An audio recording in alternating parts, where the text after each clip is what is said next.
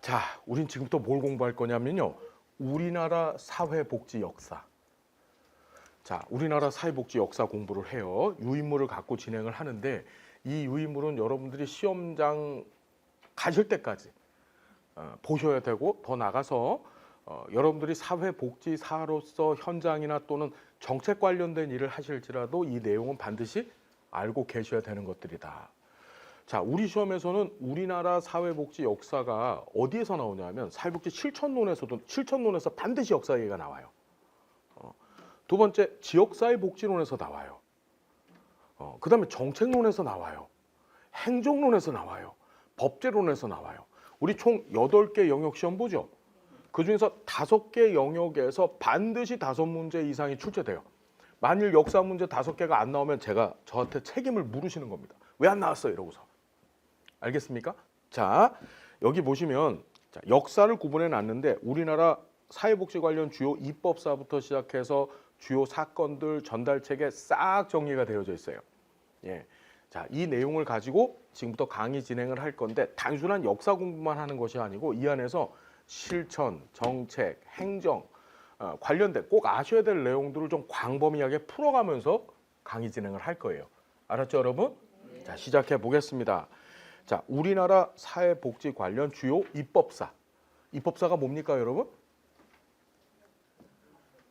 그렇죠. 법이 만들어진 역사를 얘기하는 거죠. 자, 맨 처음에 뭐가 나오냐면 1940년대 정리하셔야 됩니다. 40년대 조선 구호령. 들어보셨습니까, 여러분? 조선 구호령. 자, 이 얘기를 하기 전에 이 조선 구호령을 이해하려면 맨 처음 우리 뭘 알아야 되냐면 사회복지 정책론 공부하시면서 사회보장이란 말 들어보신 적 있으시죠?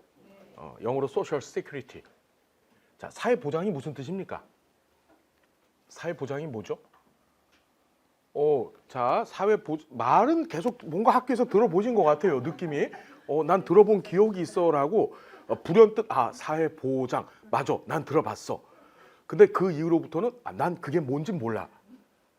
그렇죠? 자, 사회보장이라는 말 우리 현실에서도 많이 쓰잖아요.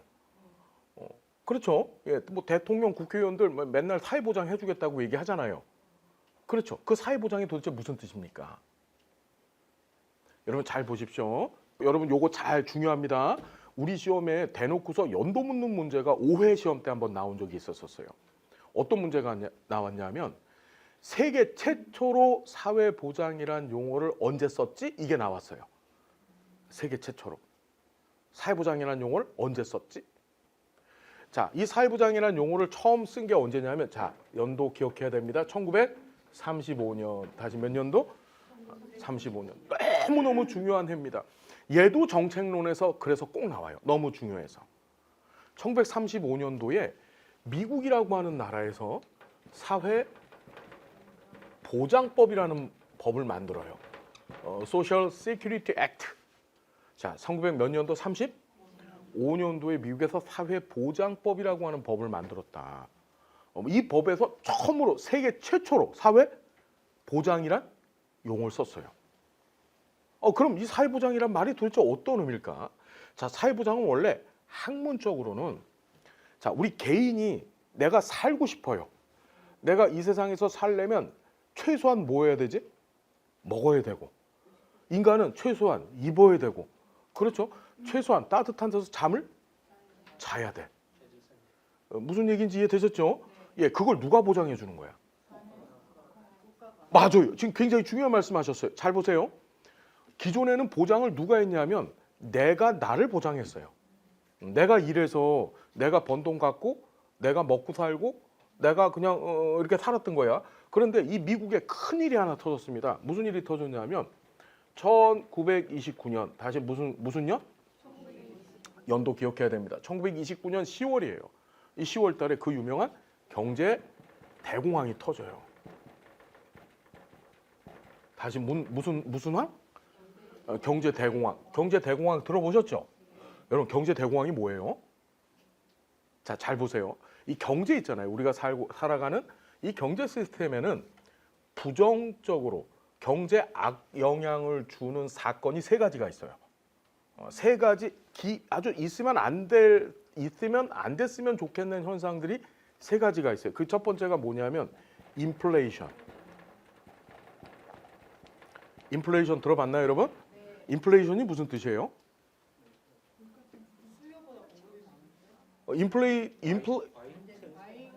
인플레이트라는 말은 무슨 소리냐면 부풀어 오른다라는 뜻이에요. 얘는 뭐냐면 물가가 오르는 현상을 인플레이션이라 해요. 물가가 이렇게 부풀어 오르는 거야. 여러분들 요새 인플레이션 경험하시죠? 그래서 물가가 올라요. 그럼 물가가 오르는 것이 경제에 좋을까 안 좋을까? 안 좋아요? 어느 정도 물가는 좀 올라줘야 돼요. 왜 그러냐면 물가가 오르면 기업에서는 생산을 어떻게 할까요? 생산을. 물가가 오르니까 그 물건을 생산해내는 기업에서는 생산을 더 많이 하려고 하겠죠. 아니 값이 비싸니까 비싸도 팔리잖아. 그러니까 더 열심히 생산을 할 거고 그렇게 되면 자 실업률은 어떻게 될까요? 실업률은 떨어지겠죠. 기업이 생산을 더 많이 하기 위해선 사람의 노동력을 사용을 해야 되니까. 무슨 얘기인지 이해되세요? 그래서 자 국가는요. 정상적인 국가들은 적정 정도의 인플레이션 상황을 갖고 있어야 돼요. 우리나라 같은 경우에는 보통 한 3.5% 밑 인플레이션을 갖고 있어야지 뭐가 되냐면 고용이 이루어져요. 실업률을 떨어뜨리는 거예요. 무슨 얘기인지 이해됐나요? 그래야지 기업들이 돌아가요. 자, 인플레이션은 아주 나쁜 건 아닙니다. 그런데 아주 막 치솟듯이 3.5%를 넘어서게 되면 그 하이퍼 인플레이션이에요. 그때 고통스러운 거예요. 서민들이. 무슨 얘기인지 이해됐죠? 자, 두 번째가 디플레이션이 있어요. 디플레이션. 디플레이션이라고 들어보셨나요? 디플레이션은 뭐죠? 예? 맞아요. 얘는 바람이 쑥 빠지는 현상을 얘기를 해요. 얘는 거꾸로 물가가 떨어져요. 이런 일도 있어. 디플레이션이라고 들어보셨나요, 여러분? 보통은 이제 바로 스태그플레이션을 공부할 텐데 그 스태그플레이션 전에 이 디플레이션 상황이 와요. 이게 무슨 소리냐면 경기가 너무 안 좋다 보니까 기업들이 쌓아놨던 재고 있죠. 재고. 재고품을 현금을 확보하기 위해서 시장에다가 막 팔아버리는 거야. 싸게. 중국이 지금 그렇게 하고 있잖아요. 중국이. 중국산 물품이 싸잖아요. 이유가 뭐냐면 중국이 지금 경기가 너무 안 좋아서 그래요. 그래서 뭐 중국 전기차부터 시작해서 여러분 테무, 알리 뭐 이런 데서 물건 사시죠. 그런 것들이 사실은 원가보다도 못한 가격으로 재고떨이를 하고 있는 거래요. 그게. 그렇죠. 물가가 굉장히 싸요. 자, 물가가 싸다는 얘기는 이 실업률하고 관계를 맺으면 실업률은 치솟게 돼요. 치솟게 돼. 그 중국이 지금 아주 고도의 실업률을 경험하고 있다고 얘기하죠. 그런데 이제 물건을 쌓아놨던 재고를 팔다 이제 더 이상 그것마저도 없어요. 그 다음에 오는 게 우리가 경제암이라고 불려지는 스태그플레이션이라는 거예요. 스태그플레이션. 다시 무슨 션? 스태그플레이션. 스태그플레이션. 들어보셨죠? 스태그플레이션은요. 얘는 물가가 뛰어요. 이제 갖다 팔아 먹을 게 없어요. 기업들이. 예, 그러면서 기업들이 줄도산을 해버렸어요. 그러니 시장 안에 인간의 욕구를 충족시킬 수 있는 물건이 없어요. 그러니 물건값이 치솟고 그 다음에 실업률은 어떻게 될까요? 이게 무서운 거야. 실업률이 같이 뛰어요. 실업률이 뛴다는 얘기는 경기가 안 좋다는 얘기죠. 지금 우리나라가 스태그플레이션 상황이죠. 예, 물가가 뛰면서 경기가 안 좋아요. 원래 물가가 뛰면 경기가 좋아야 돼요. 인플레이션 상황 때문에. 이해됐나요? 1929년에 미국이 스태그플레이션을 경험하게 된 거예요. 무슨 얘기인지 이해가 됐나요? 그게 미국의 경제 대공황이에요. 이 전까지만 해도 미국 사람들은 어떻게 살았냐면 야, 내가 돈 벌어서 내가 열심히 살면 나한테는 기회도 많고 나는 얼마든지 잘 살 수 있어 라고 했는데 경제 대공황이 터지고 나서는요. 자, 내가 일을 하고 싶어도 일할 장소가 없어요. 일할 기업이 없단 말이에요. 기업들이 다 줄도산을 했으니까. 그렇죠. 그 다음에 내가 먹고 살려고 해도 그동안 내가 만들어놨던 집, 자동차 이런 내 자산들이 다 헐값이 되어지고 그렇죠. 순식간에 다 거지 돼버린 거예요. 거지. 다시 말해서 이 경제 대공황을 기점으로 해서 뭐가 이루어졌냐면 환경적인 요인이 빈곤을 발생시킨다. 다시 뭐라고요? 환경 또는 사회 구조적인 요인이 빈곤의 원인이다. 기존에는 어떻게 했냐면 나만 열심히 일하면 돼. 그럼 난 가난하지 않았는데 그렇죠? 이 전까지만 해도 개인적인 차원에서의 빈곤. 여러분 항상 어떤 문제든지 사회 문제는 사회 문제, 우리 대표적인 사회 문제, 사회복지에서 많이 다루는 사회 문제가 빈곤이죠. 이 빈곤을 포함한 사회 문제 발생 원인은 크게 두 가지. 개인 너 때문이야. 사회, 다른 말로 환경, 너 때문이야. 이렇게 두 가지로 구분이 되어져요. 딴 사람들 다 잘 사는데 너 씨 왜 이렇게 게을러 빠져갖고 너만 못 살아. 우리 자선조직협회 인보관 배우셨죠? 자선조직협회 회원들은 어떤 빈곤관을 갖고 있어요? 개인주의적 빈곤관 갖고 있는 거예요. 딴 사람들 다 잘 사는데 왜 너만 못 살아? 이해됐나요? 자, 반면에 사회 환경적 관점에서 사회 문제를 보면은 나는 열심히 일하고 나는 최선을 다 했는데도 불구하고 세상이 잘못돼서 내가 요 모양 요 꼴이 됐다는 거예요. 그 인식을 바꾼 게 언제야? 미국에서 1929년 경제 대공황이에요. 나 열심히 일하고 싶은데도 일자리도 없고. 알겠나요? 내가 그동안 벌어놨던 자산들 다 순식간에 휴지 조각이 돼버린 거예요. 이해됐죠? 자, 그러면 이거 굶어 죽게 내버려 둬요? 이런 사람들을? 안 되겠죠. 그래서 어떻게? 국가가 나서서 이 사람들을 살게 해주는 거야. 먹여주고 입혀주고 이 사람들의 최소한의 삶. 그걸 우리는 인간다운 생활 보장. 다시 시작. 우리 헌법 제34조에서 요 용어를 쓰죠. 다시 인간다운 생활 보장. 사람이 인간답게 살려면 최소한 먹을 게 있어야 되고 최소한 따뜻한 데서 잠을 자야 되고 최소한 입어야지만 인간다운 생활이 돼요. 무슨 말인지 알겠습니까? 먹을 걸 못 먹으면 어떻게 될까? 짐승돼요. 밖에 나가서 도둑질하고요. 그렇죠. 예, 뭐 그런 일도 있잖아. 역사적으로 보면 너무 먹을 게 없으니까 자기 자식까지도 잡아먹고 그런 일도 있었어요. 역사적으로. 이해됐나요? 사람답게 살기 위해선 최소한 먹어야 되고 최소한 입어야 되고 최소한 따뜻한 데서 잠을 자야 되는데 그걸 인간다운 생활 보장이라고 하고 그 인간다운 생활 보장을 국가한테 너 네가 책임져. 네가 내 인간다운 생활 보장해야 돼. 그걸 우린 뭐라고? 생존권이라고 하는 거예요. 생존권 보장. 다시 뭐요? 인간다운 생활 보장이 생존권 보장과 같은 말이에요. 다시 이쪽으로 오시면요.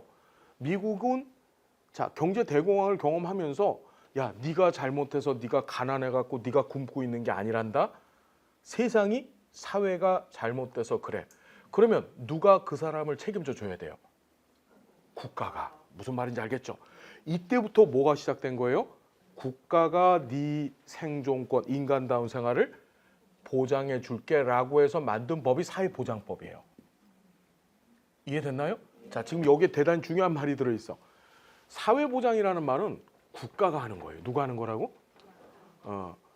우리가 개인의 삶의 질을 높이는 것, 그걸 사회복지라고 하죠. 사회복지가 그래서 영어로 소셜 웰페어예요. 웰페어. 웰페어가 무슨 뜻이에요? 좋은 상태를 유지하게 만든다는 거예요. 잘 사람이 먹고 좋은 옷 입고 그렇죠? 하고 싶은 거 하고 그럼 웰페어가 되는 거거든요. 알겠나요? 근데 그걸 미국에서 언제? 1935년에 드디어 어떻게? 경제 대공황을 계기로 해서 국가가 책임져 줄게. 그래서 만든 법 이름이 뭐라고요? 사회보장법이다. 사회보장법의 핵심, 사회보장이라는 용어의 핵심 뭐예요? 누가 책임진다는 거지? 국가가 책임지겠다는 거예요. 국가가. 그래서 그 개인의 좋은 삶을 유지시키는 데는 여러분 국가도 역할을 하지만 누구도 역할을 하냐면 민간도 역할을 해요. 예를 들어서 돈이 많은 사람이 너 참 불쌍하구나 이러면서 후원금 줄 수 있잖아요. 그렇죠. 그래서 나의 삶을 웰페어하게 만들 수도 있어요. 그런데 그 민간이 나서는 건 원칙적으로 사회보장에 들어간다 안 들어간다? 민간의 역할은 사회보장에 원칙적으로 들어가요 안 들어가요? 안 들어가요. 사회보장은 전적으로 누구요? 공공부문. 무슨 부문?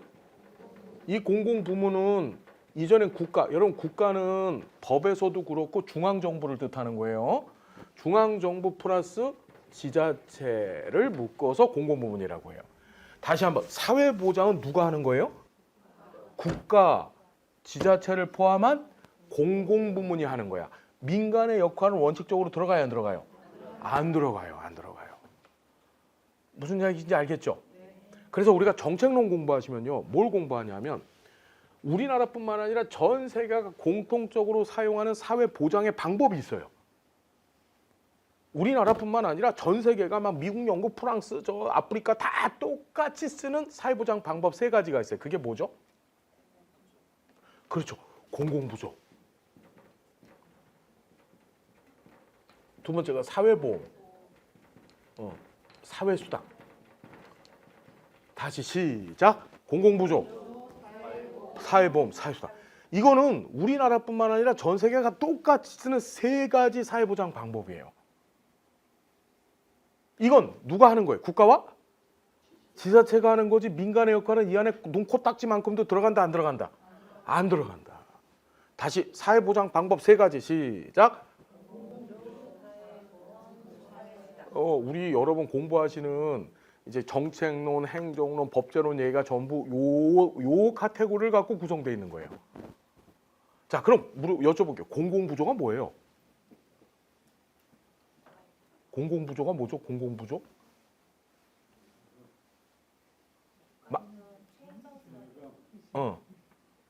예?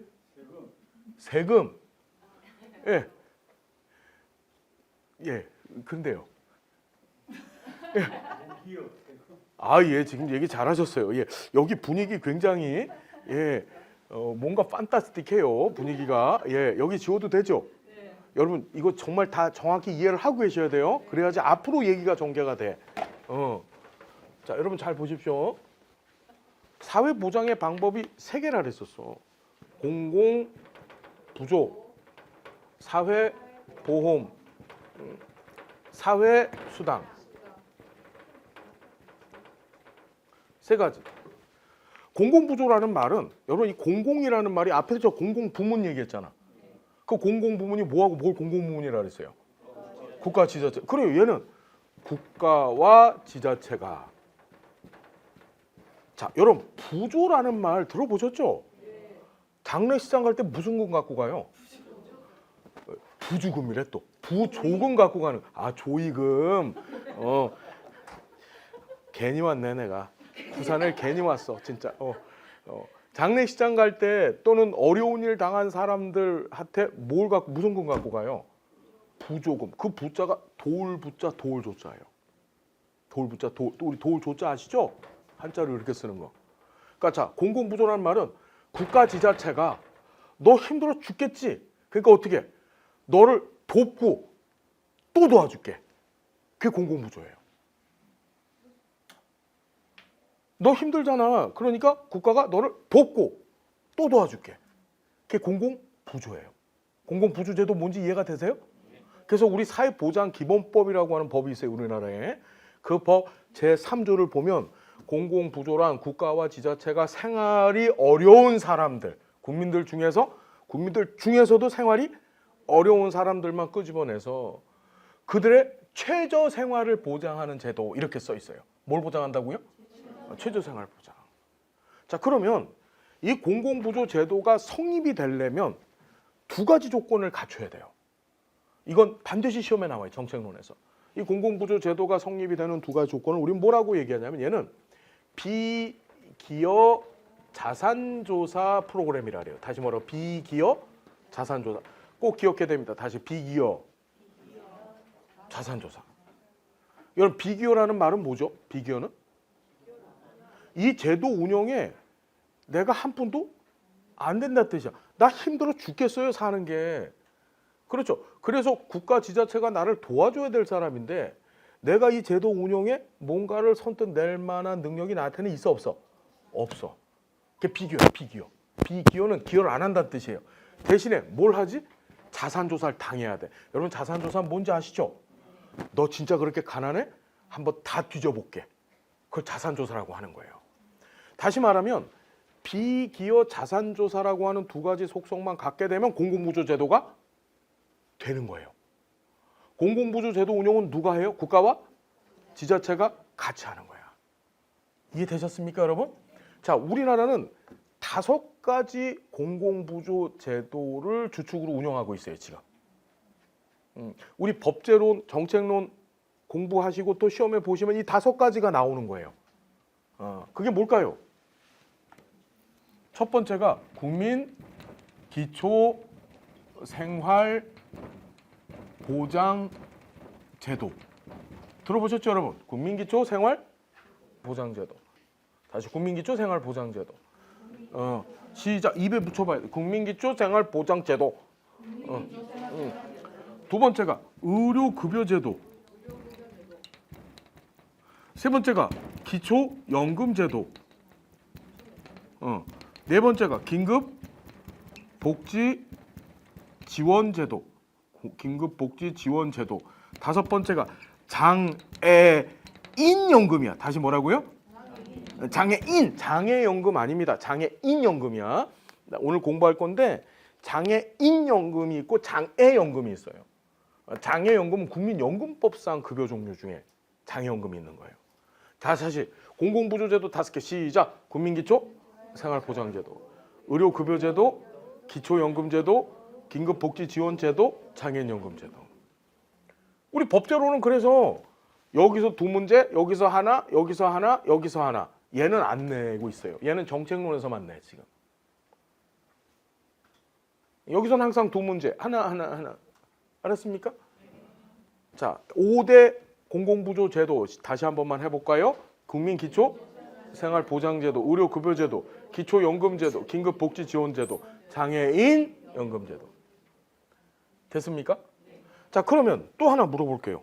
그래, 네가 이 제도에 필요한 돈을 얘가 안 내잖아.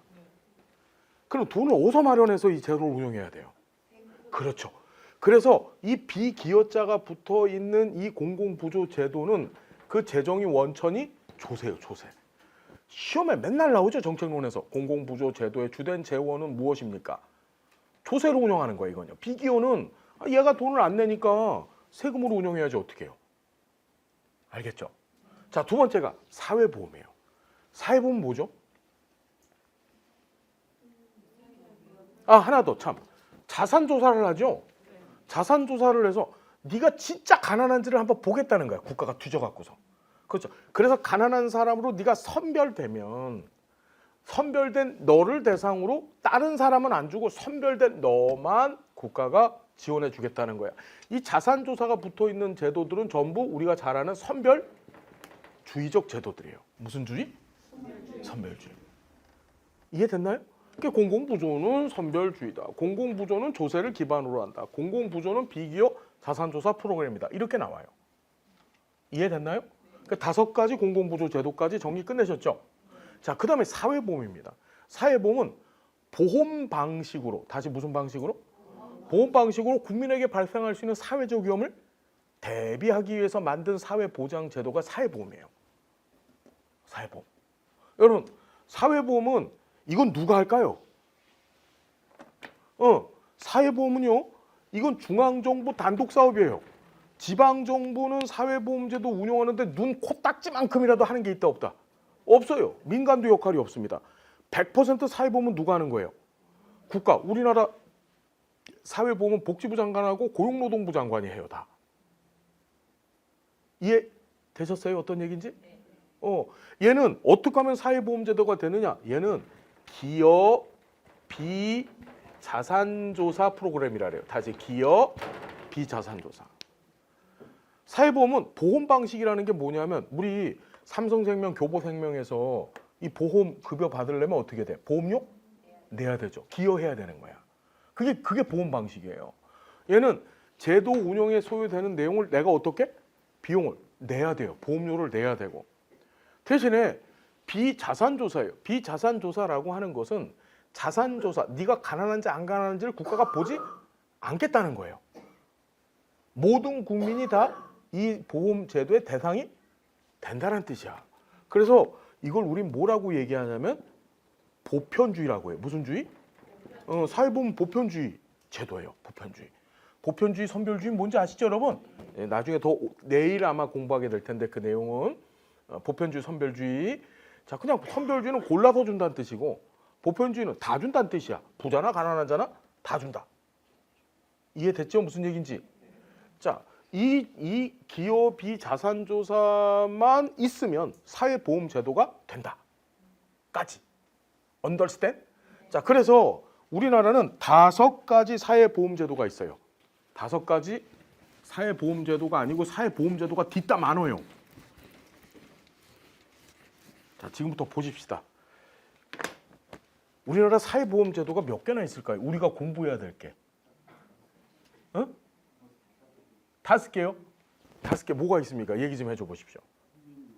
국민연금, 산재보험, 건강보험, 국민연금 뭐가 막 나와요. 그다음 고용보험 또 예, 노인 바둑보험, 예, 예, 장기요양, 예. 자, 우리 잘 보십시오. 지금 말씀드렸듯이 기업 비자산조사적 성격을 갖고 있으면 사회보험이라 그랬잖아요. 자, 이게 정책론에서 잘 나와요. 사회보험제도는 어떻게 구성되어 있냐면 첫 번째가 공적연금제도가 있어요. 무슨 연금? 여러분 공적이라는 말이 붙어서 이 공적이 공공, 영어로 public을 갖다 공적 또는 공공 이렇게 번역하는 거예요. 이 공적연금은 뭐지? 공적연금, 국가가 운영한다는 뜻이에요. 이 연금 제도를. 국가가 강제성. 민간 삼성생명, 교보생명은 내가 가입하고 탈퇴하는 게 자유롭죠. 근데 이건 그게 아니라 너는 분명히 가입해야 돼. 이유 없어. 시키는 대로 해.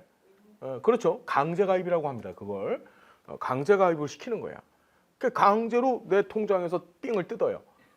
예. 그래서 그걸 보험료로 기여하게 만드는 거야. 자, 이 공적연금 종류가 뭐가 있냐면, 자, 여기 좀 보세요. 공군사국. 앞에 두 문자를 따서 기억합시다. 시작. 공군사국. 공군사국. 예. 육군은 가지 마세요. 예, 육군은 안 좋고요. 공군사국. 다시 뭐라? 공군사국. 공무원연금. 자, 다시 죄송합니다. 이걸 다시 좀 정리할게요, 여러분. 예. 공적연금은 크게 2가지로 구분이 되어지는데 첫 번째가 직역연금. 이거 다 정책론에서 나오는 거예요. 직역연금. 시작. 직역연금. 직역연금이 뭐죠? 직역연금. 그렇죠. 어떤 특정 직종을 국가가 탁 정해요. 정해놓고서 그 직종에 종사하는 사람들은 무조건 강제로 국가가 연금 가입을 시켜버리는 거야. 직역연금이라는 말은 다시 말해서 어떤 일을 하는 사람들 있죠. 그 특정 직종에 있는 사람들을 국가가 넌 그 직종에서 일을 하니까 연금 가입을 해야 돼. 자, 그 첫 번째가 공무원 연금이 있어요. 공무원 연금. 무슨 연금? 공무원 연금. 공무원 연금. 이 공무원 연금법이 1960년에 제정되거든요. 여러분 이게 나왔어. 다시 공무원 연금법 몇 년도 제정? 1960년에 제정이 되어져요. 공무원이라고 하는 직종에서 일을 하면 그냥 이유 없어요. 가입을 시켜버리는 거야. 우리 선생님이시죠? 공립, 사립. 공립에 계세요. 그 공립에 계시면 공무원이에요. 그 신분이. 국립하고 공립이 뭔지 아시죠? 예. 국가 중앙정부가 설립해서 운영하는 학교를 국립학교라고 하고 공립은 주로 지자체에서 설립해서 운영하는 게 공립이에요. 이제 사학이라고 보통 얘기하죠. 예, 민간 사회 학교 법인에서 설립해서 운영하는 학교들도 있어요. 자, 어쨌든 그 공무원 선생님이시기 때문에 공무원 연금 지금 가입 돼 계시죠? 예, 이제 나중에 받으실 때 되면 굉장히 짭짤할 겁니다. 예. 자, 두 번째가 군인연금이에요. 군인연금. 군인이라고 하는 직종에서 일을 하게 되면 무조건 연금을 받아요. 이 군인연금법이 이건 시험에 나오진 않을 거예요. 63년도에 제정돼요. 오늘 연도 외우는 것도 한꺼번에 가르쳐 드릴 거예요. 쉽게 외우는 법도. 자, 세 번째가 사립학교 교직원연금이 있어요. 이게 2000년도에 제정이 되어지는데 다시 사립학교 교직원 시작. 자, 같은 선생님인데 국립학교고 공립학교에 계신 선생님들은 신분이 공무원이기 때문에 공무원연금 가입을 해요. 그런데 사립학교 선생님들 있죠?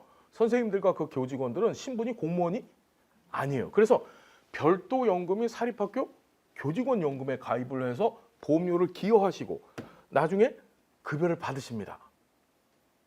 이해됐나요? 자, 이거 말고 공적연금 두 번째가 국민연금이 있어요. 무슨 연금?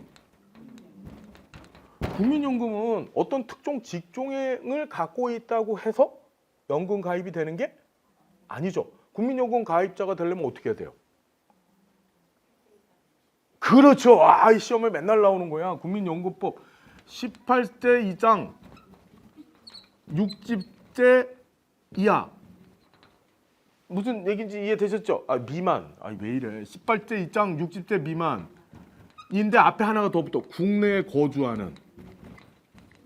다시 뭐라고? 국내에 거주하는 18세 이상 60세 미만자는 국민연금 가입자가 된다. 다시. 국민연금 가입자는 뭐라고? 국내에 거주하는 18세 이상 60세. 얘는 연령을 봐요. 연령과 거주 조건을 갖고서 가입 대상을 정하는 거예요. 무슨 얘기인지 이해가 됐나요? 어떤 직종이 아니라. 그런데 국가가 역시 운영하기 때문에 공적연금이야. 자, 정책론은 어떻게 시험 문제 나왔냐면 우리나라 최초의 공적연금은 공무원연금. 얘는 국민연금은 언제 제정이 됐냐면 1986년에 제정이 돼서 88년도에 시행이 돼요. 아세안 게임 하던 애 있죠? 그때 제정돼요. 그래서 우리 올림픽 하던 애 있죠? 예, 그걸 다 기억하시는 거 보니까 연세가 어떻게 되는지 대충 알 것 같아요. 예, 호돌이 아시죠? 예, 그래요. 아이고야, 예, 아주 분위기 좋아요 오늘. 자, 그래서 아시안 게임 하던 해 제정돼서 올림픽 하던 해 시행됐다는 거 꼭 기억하셔야 돼. 정책론에서 시험 문제를 낼 때는 역사 문제를 낼 때는 시행 연도를 묻고 법제론에서는 반드시 제정 연도만 물어요. 됐죠? 자, 이거 외에 전체 국민들을 대상으로 한 사회보험제도가 있어요. 어떤 특정 직종에 가입되어져 있는 사람뿐만 아니라 전체 국민들을 대상으로 한 사회보험이 있는데 우리 이걸 순서대로 좀 기억해야 돼. 자, 이 사회보험 하려면요 국민들이 보험료를 내야 되잖아. 가난한 나라는 할 수 있을까요, 없을까요? 가난한 나라에서 사회보험제도 운영이 돼요? 안 되겠지. 그러니까 좀 먹고 사는 나라에서 하는 거야. 부자 나라. 그 부자 나라에 왕님이 계셨었어. 그 왕님이 계셨는데 그 왕님이 야, 우리나라 이렇게 잘 살아. 나라의 창고를 뭐라고 하죠, 여러분? 국고라고 하죠. 야, 이 국고를 산에다 숨기자. 외적들이 와서 훔쳐가기 전에. 기억합시다. 산의 국고장. 시작. 한 번만 더. 산의 국고장. 시작. 산에다가 국고를 숨겨놓으니까 짱이다. 그래서 산의 국고 짱이에요. 산의 국고장. 산업재해 보상보험. 우리 줄여서 산재보험이라고 하죠. 이게 지금 우리나라 사회보험의 순서 묻는 거거든요. 순서를 알려드리는 거예요. 산의 국고장으로 기억하셔야 돼.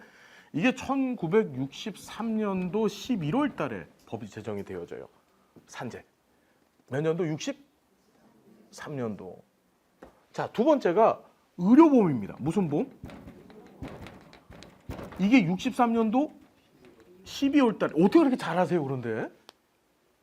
공부를 어떻게 하신 거야? 예?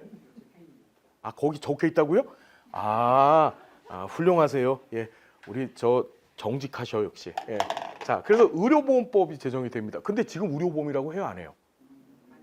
안 하죠. 건강보험이라고 하잖아요. 그 의료보험하고 건강보험의 차이는 뭐죠? 63년도 의료보험을 했어요. 이 의료보험 당시에는요, 조합 방식이라는 걸 채택했습니다. 무슨 방식? 조합 방식. 무슨 방식? 조합 방식. 조합 방식이 뭘까요? 이 조합이라는 게 보통 직장이나 또는 지역 단위로 조합을 만들어요. 그럼 조합원들끼리 보험료를 내 갖고 조합원들 중에 누가 다치거나 아프면 조합원들이나 또는 조합원의 가족, 그걸 이제 피부양자라고 하는데 그 피부양자가 다치거나 아프면 어떡하죠? 그렇죠. 여기 조합원들끼리 거둔 돈 갖고서 어떻게 그 사람들을 치료해 줬던 거야. 이해돼요? 그 당시에 조합이 어떻게 했었냐면 직장의료보험조합, 그 다음에 지역의료보험조합, 공무원의료보험조합, 사립학교 교직원 의료보험조합. 예를 들어서 공무원의료보험조합이라고 한다면 공무원들끼리 보험료를 내가지고 공무원들 중에서 다치거나 아프면은 자기네들끼리 그 걷었던 돈 갖고 치료를 해줬던 거예요. 그런데 뭔 일이 터졌냐면 97년도에 IMF 사태가 터졌어요. 기업들이 줄도산을 한 거야. 직장의료보험조합들이 붕괴를 해버렸어요. 여러분, 의료보장은 사람이 살아가는데 이제 우리 사회복지의 전 세계 역사도 다뤄볼 건데 국가가 사회보장 체계를 구축할 때 사실 제일 먼저 구축하는 게 의료보장이에요. 못 먹는 거 다음이 뭐지? 아픈 거야. 이 아픈 문제가 해결이 안 되면 가족들이 한꺼번에 다 거지가 돼버려요. 왜 그래? 내 가족이 아프면은 내가 못 먹더라도 그 돈 갖고서 어떻게 치료해 줘야 될 거 아닙니까? 나중에 우리가 오늘 1899년에 라운트리 보고서라고 하는 게 등장을 해요. 그거 역사를 공부할 텐데 그 라운트리 보고서의 내용을 보면은 야, 의료보장 해야 된다. 의료보장 안 했더니만 한 가정이 아주 작살이 난다. 무슨 얘기 알겠습니까? 그래서 세계 최초의 사회보험 제도도 독일의 질병보험이에요. 그게 의료보험입니다. 의료보험. 우리나라도 지금 보면 산재하고 의료보험인데 한 달 차이밖에 안 돼요. 얘는 63년도 12월 달에 제정이 됐다 그랬잖아요. 거의 의료보험이 같이 들어온 거예요. 사회보장 체계를 구축할 때 맨 처음 만드는 게 의료보장 체계를 구축하는 거예요. 알았죠? 다시 이쪽을 보시면 조합 방식으로 했는데 IMF가 터졌어요. 뭔 일이 났겠어. 직장의료보험조합이 해체가 돼버리니까 해체가 되니까 이거 안 되겠죠. 해체가 되니까 나는 의료보장을 못 받을 거 아니야. 그래서 뭘 만드냐면 1999년 자 은하철도 999 이때 국민 건강보험제도가 만들어진 거예요. 건강보험법이 이때 제정이 돼요. 국민건강보험법 몇 년도 제정됐다고요? IMF 끝나고 나서 IMF 때에 만들어져요. 김대중 정부 들어서서. 이게 무슨 방식이냐? 통합 방식이에요.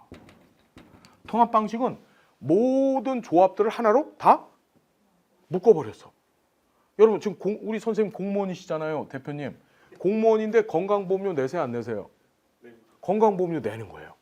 공무원도 사립학교 교직원도 직장인들도 지역가입자들도 어떻게 다 보험료를 내서 그걸 갖고 통합으로 운영하는 체제로 바뀐 거야. 국민연금 산재보험이나 국민연금 같은 거는 공무원이 낼까요 안 낼까요? 공무원이 가입할까 안 할까요? 안 해요. 공무원은 공무원연금 있으니까 가입 안 해요. 공무원도 공무원 산재가 따로 있어요. 그런데 뭐만 건강보험만 1999년도 법 제정을 통해서 얘는 어떻게 공무원 사립학교 교직원도 가입자가 되는 거예요.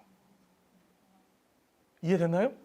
자 그리고 나서 자 국민 연금이 아니야. 이것도 잘 나와.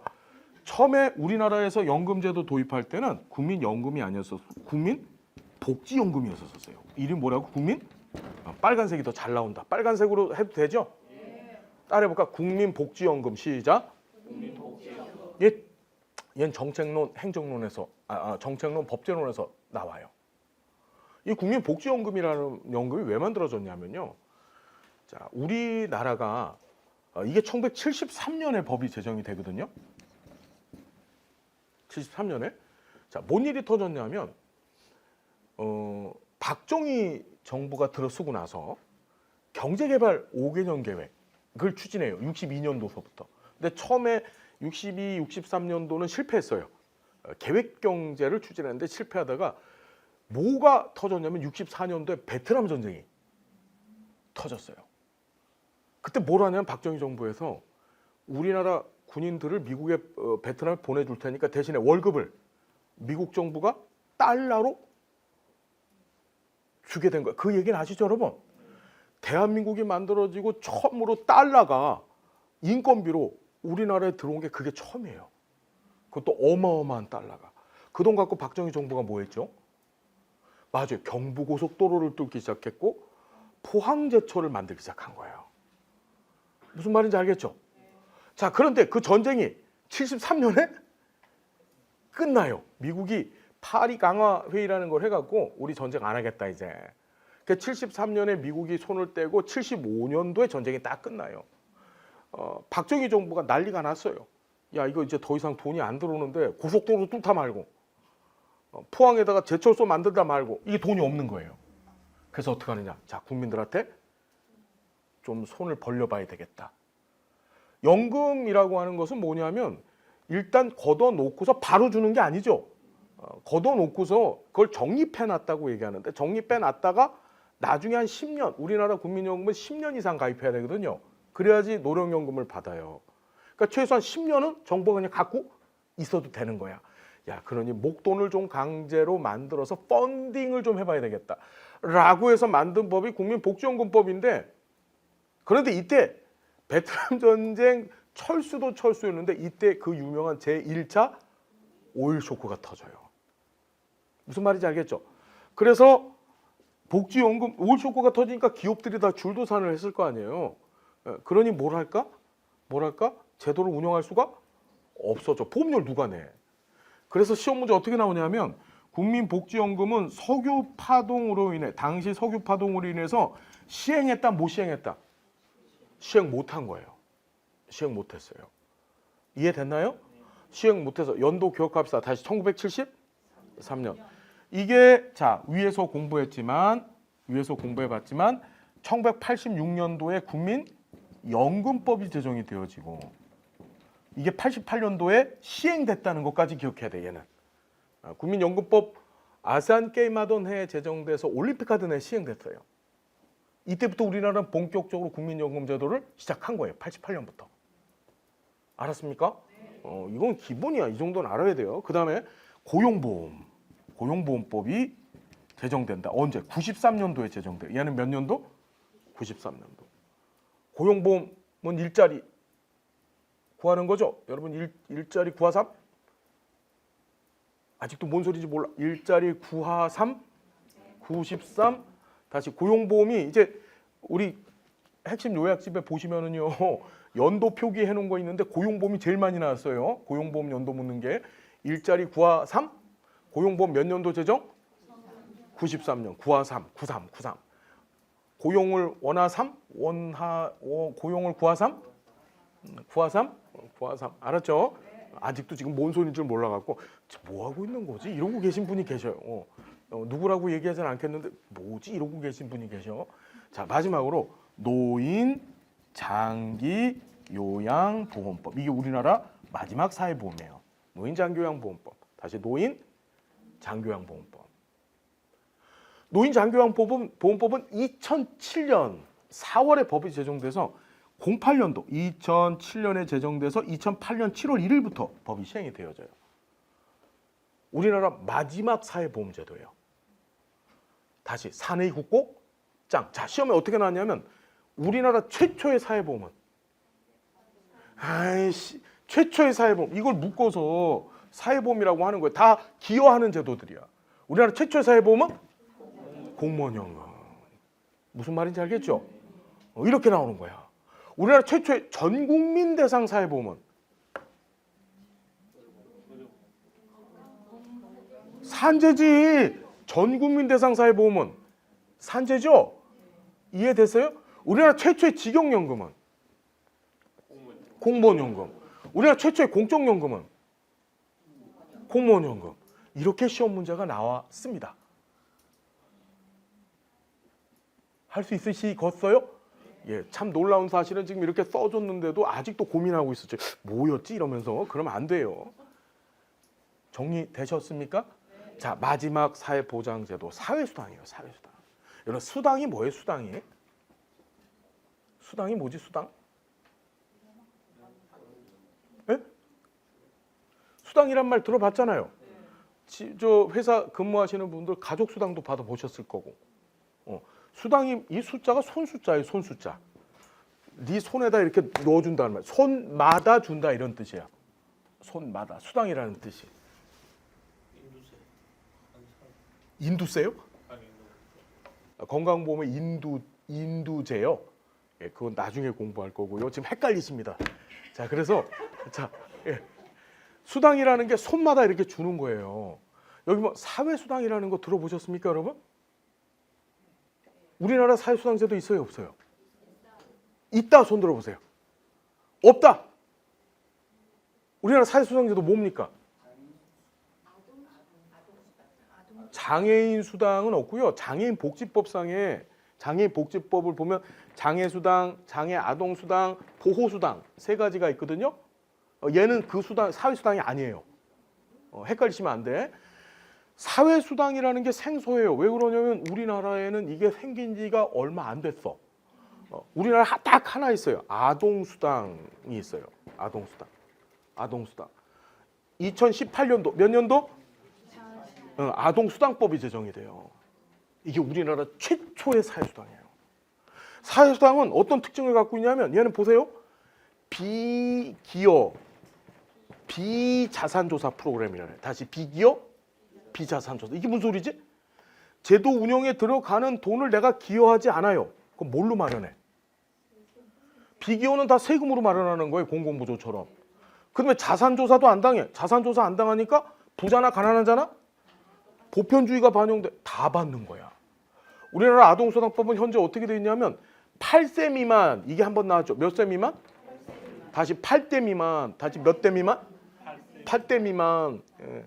지금 이거 현 정부에서 9세 미만으로 바꾸려고 하는데 여러분들 시험 볼 때까지는 안 바뀔 거야.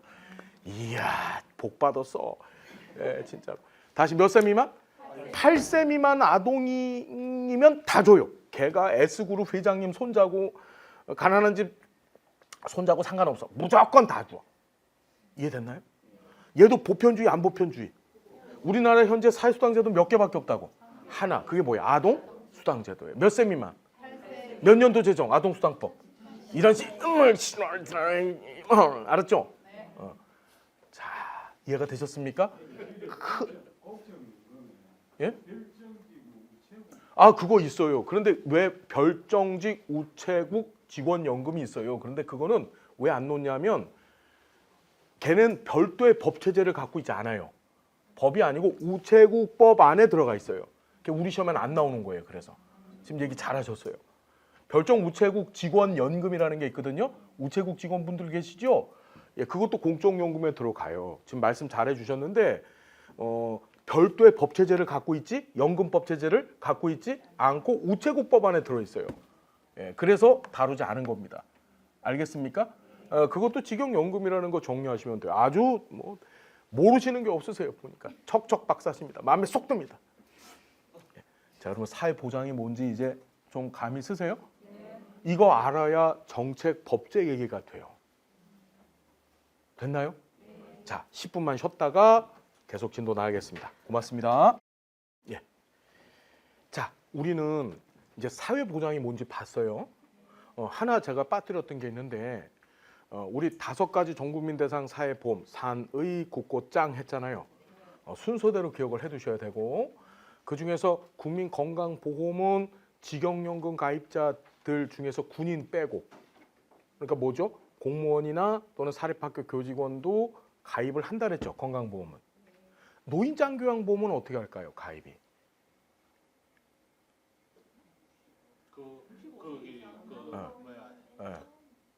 등급을 받아요. 가입. 그렇죠. 건강보험 가입자는 저절로 국민연금 가입자가 되는 거예요. 노인장교양보험 가입자가 되는 거예요. 여기 오니까 저도 이상해져요. 예. 사람이 이게 환경에 적응을 하면 환경하고 이제 같아지는 느낌이 드는데 예. 자, 아주 분위기 좋습니다. 다시 한번. 우리 요 얘기 나왔으니까 사회보험제도 빨리 한 번만 정리하고 갈게요. 우리 시험에 나오는 것들 그걸 갖고서 이 얘기를 좀 하면 빨리 잘 쉽게 진행될 거라서 그래요. 자, 보면 우리가 사회보험 가입을 하죠. 사회보험은 기여를 해요. 기여. 보험료를 내가 내잖아요. 그렇죠. 그러면 자, 기여를 하는 사람들 기여를 하는 사람을 뭐라고 해요? 우리는 가입자라고 하는 거예요. 가입자. 그러니까 가입자가 있죠. 사회보험은. 어느 사회보험이든지 간에 가입자라고 하는 용어를 씁니다. 그 다음에 이 가입자가 보험료를 기여를 했어요. 그럼 거기에 따라서 급여를 받아요. 급여를 받죠?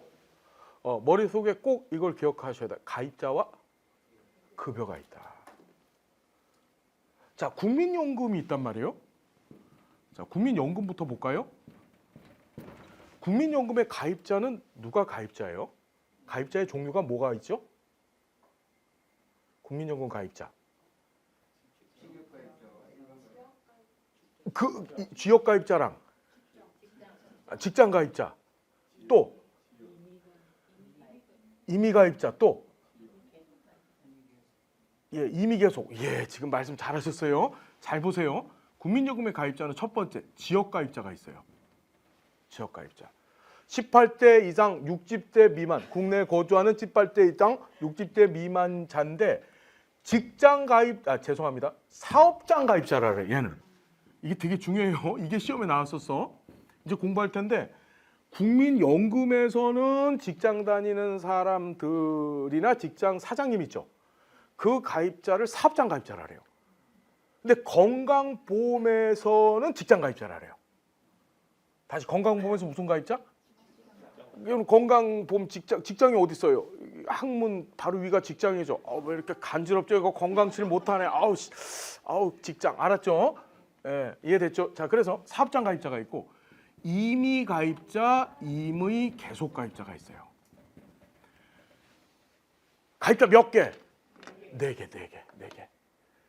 일단 사업장 가입자, 18대 이상 60대 미만자 국내에 거주하면서 사업장, 회사 다니면 또는 회사 사장님도 사업장 가입자가 되고 그 외에 나머지 소득이 있는 사람들은 지역 가입자가 되고 임의 가입자는 뭘까요?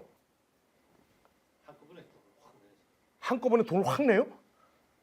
18대 이전이라도 맞아요. 그러니까 얘는 종류가 두 가지인데 임의 가입자가 되는 방법은 우리나라는 근로기준법에서 몇 살 때부터 일을 할 수 있는지 아세요?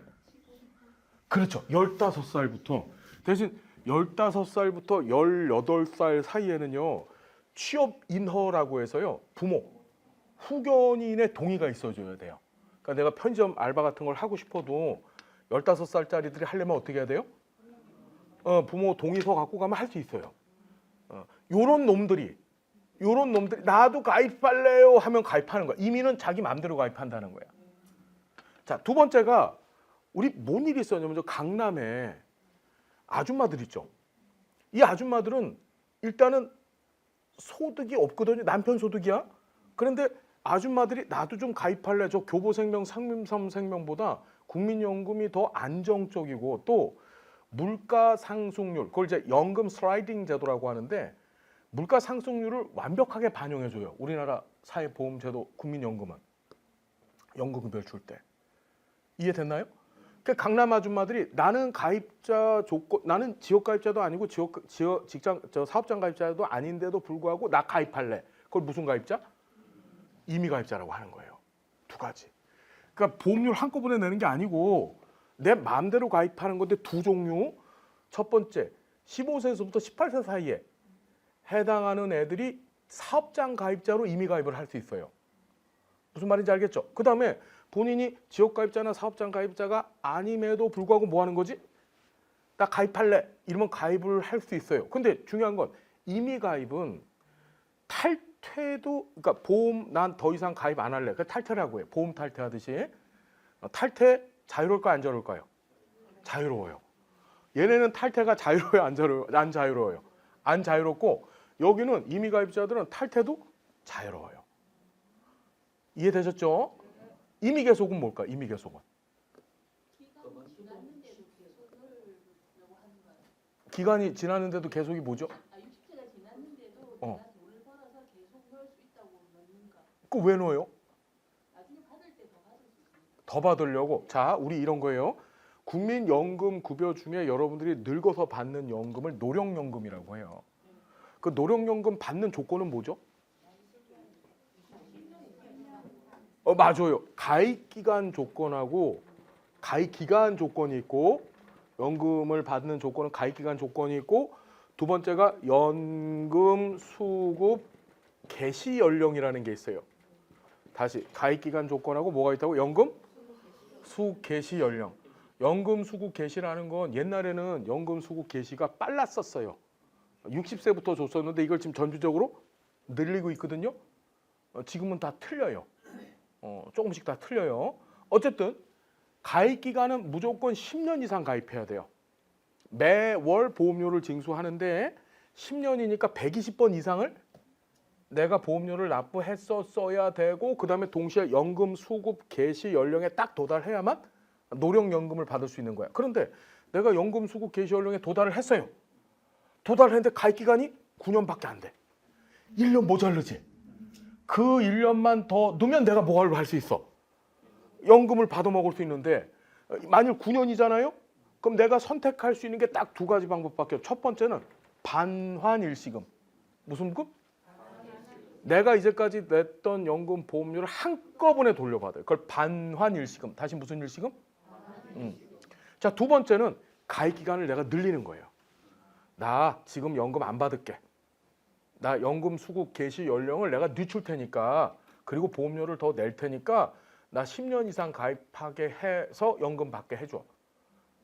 그 나이를 현재는 65세. 몇 세까지? 65세까지 연장할 수 있어요. 몇 세까지 연장할 수 있다고? 그래서 이걸 임의 계속 가입이라고 하는 거야. 뭘 받아먹으려고 하는 거야? 노령연금 받으려고. 반환 일시금 안 받고 노령연금 받기 위해서 가입 기간을 본인이 마음대로 계속 늘리는 거야. 그걸 임의 계속 가입자라 그래요.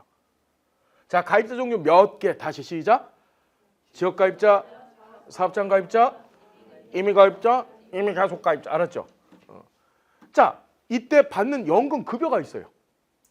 급여가 있어. 내가 보험료를 내면은 그 반대 급부로 사회보험제도들은 급여를 받는 거예요. 그 급여가 자 앞에 두 문자를 따서 이거 법제론에 맨날 나와. 다음 중 국민연금의 급여에 해당하지 않는 것은 이게 4개거든요. 우리 시험 오지선다형 뭐죠? 네? 그렇죠. 그러니까 참 내기 좋은 거야. 그래서 자 노장유반 시작. 앞에 두 문자를 따서 외웁니다. 시작. 노장유반. Everybody one more time. 노장유반. 노장유반. 노령연금. 장애연금이 장애인연금 아니고 장애연금. 유족연금. 무슨 연금? 그다음 반환일시금. 자, 국민연금법상의 급여 종류 몇 개입니까? 4개. 노령연금, 장애연금, 유족연금, 반환일시금. 앞에 두 문자를 따서 기억하시고 우리 교재도 정리돼 있고 여러분들 나름의 서브노트를 만들어서 자꾸 보면 돼요. 별거 아니에요. 이해됐나요? 다시 이제 공부할 텐데 노령연금 안에는 노령연금, 소득활동을 하는 자의 노령연금, 조기 노령연금, 유족연금, 죄송합니다. 소득활동을 하는 자의 노령연금, 그 다음에 분할연금 이렇게 있어요. 나중에 공부해 볼 겁니다. 자, 항상 가입자가 있고 가입자가 보험료를 내면 이 반대 급부로 급여를 받는다. 국민연금 이렇게 생겼어. 됐나요? 자, 두 번째가 건강보험. 국민건강보험의 가입자는 어떻게 돼 있죠? 몇 개겠죠? 건강보험 가입자는? 그렇죠. 얘는 지역 가입자와 직장 가입자예요. 얘는 사업장 가입자라는 용어를 쓰는데 얘는 무슨 가입자? 직장 가입자라는 용어를 써요. 지역 가입자는 똑같아. 그런데 건강보험에서는 무슨 가입자? 지역 가입자가 아니고 직장 가입자. 알겠죠? 직장이 건강칠 못해요. 요실금이 아니라 요실변이야? 변실금 맞아요. 예. 그러면 자, 가입자가 이렇게 있어요. 보험료 어떻게 낼까요? 보험료. 우리 여기 국민연금에서 지역 가입자하고 임의 가입자하고 임의 계속 가입자의 보험료는 누가 내요? 본인이 다 내는 거예요. 어떻게 다 내요? 본인이 뭘 기준으로 내죠? 소득이 아니고 기준소득 월액. 시작. 기준소득 월액. 시작. 기준소득 월액. 국가가 내 소득을 기준소득 월액으로 정합니다. 정하고 거기에 현재 몇 퍼센트?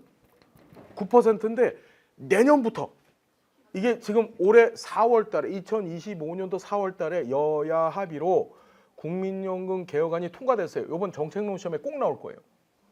그래서 내년부터 매년 0.5%씩 늘려요. 그래서 13%. 기준소득으로 몇 퍼센트? 이제 죽어났어. 아유, 큰일 났어 이제. 13%를 냅니다. 현재는 9%, 2026년부터 9.5%. 2010년엔 2006년엔 9.5%, 2007년엔 10%. 무슨 말인지 알겠죠? 그 몇 퍼센트까지? 14%까지 기준소득 월액 대비 13%까지 올리기로 결정을 본 거예요. 알겠어요? 다시 기준소득 월액 시작. 여기에 13%, 여기에 9%야. 그러면 지역가입자나 이미가입자나 이미계속가입자는 전부 지가 내요. 그 돈을 9%를. 그런데 사업장가입자는 반반씩 내는 거야. 4.5%, 사용자가 4.5%, 근로자가 4.5%. 이해됐나요? 나머지 지역가입자나 이미가입자나 이미계속가입자는 지가 다 내야지. 안 그래? 무슨 말인지 알겠죠? 예, 됐죠? 네, 됐다. 자, 건강보험을 보면 건강보험 가입자는 지역가입자하고 직장가입자가 있어요. 지역가입자는 뭐죠? 지역가입자 보험료는 어떻게 내요? 소득에 따라? 지역가입자의 소득에 따라 내요? 자, 여러분 보험료 부과점수 시작. 보험료 부과점수. 이게 다 시험에 나온 거라서 그래. 다시 시작. 보험료 부과점수. 보험료 부과점수라는 게 뭐냐면 여러분 잘 봐요. 이런 겁니다. 우리 집이 전세다. 공시지가. 우리 집이 있다. 집에 있으면 공시지가 있을 거 아니에요. 공시지가에 보험료 부과점수가 붙어요. 공시지가 3.3제곱미터마다 붙어요. 무슨 말인지 알겠습니까? 내 자동차, 그렇죠, 내 재산. 여기에 뭐가 붙는 거예요? 보험료 부과점수, 뭐 1점당 650원, 뭐 이런 식으로 붙어요. 무슨 말인지 알겠죠? 그 보험료 부과점수당 금액을 곱해서 지역가입자의 보험료를 산정하고, 이 지역가입자의 보험료는 누가 내게 돼 있죠? 본인이 세대가 내게 돼 있어요. 뭐가 낸다고요? 세대가. 등본상에 세대가 같이 공동으로 부담하게 돼 있어요. 무슨 말인지 이해가 됐어요? 자, 직장가입자가 있어요. 직장가입자. 우리 선생님도 지금 직장가입자예요. 공무원이나 사립학교 교직원도 통합 방식으로 바뀌었다 그랬죠. 건강보험이. 그러면서 뭐가 됐어? 직장가입자에 포함이 돼버렸어요. 직장가입자의 보험료는 어떻게 내요? 소득. 예. 소득 너무 좋아하시는 것 같아요. 예. 급여에 따라서. 자, 이게 정책론에 나와갖고 뒤집어졌었어요. 직장가입자의 보험료는 두 가지가 있어요. 보수 월액 보험료. 해볼까? 시작. 보수 월액 보험료. 그 다음에 소득 월액 보험료. 직장가입자의 보험료는 다시 한번 보수 월액 보험료. 시작. 그 다음에 소득 월액 보험료. 두 가지가 있어요. 보수 월액 보험료와 소득 월액 보험료가 있다. 보수가 뭐죠? 회사 다녔을 때 일했으니까 그렇죠. 근로의 대가로 받는 게 보수죠. 그렇죠.